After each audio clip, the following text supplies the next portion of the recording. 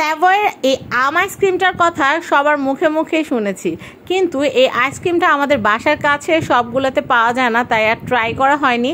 তো আমরা গিয়েছিলাম ঈদ মেলায়।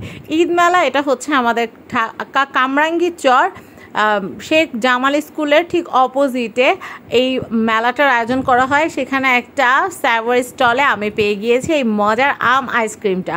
ট্রাস্ট মি, ফার্স্ট বাইটে আমার মনে হচ্ছিল আমি যেন রিয়েল আম খাচ্ছি। আম আইসক্রিমটা এত মজার নিমিষে, চোখের নিমিষে আমরা তিনজনে এটা একদম সাবার করে দিয়েছি। আর আইসক্রিমটার দাম যে খুব আহামরি তা কিন্তু না, আইসক্রিমের দামটা হচ্ছে মাত্র 50 টাকা। তো একটা আইসক্রিম খেয়ে আপনাদের মন ভরবে না, আর বিশেষ করে যারা ম্যাঙ্গো লাভার আছেন তাদের জন্য এটা জাস্ট ব্লেসিং। কেননা যখন তখন আম খেতে মন চাইলেই কিন্তু আম পাওয়া যায় না। যেই কোনো সিজনে আম খেতে হলে আপনাদের কিন্তু স্যাভয়ের আম আইসক্রিমটা কিন্তু খেতে হবে।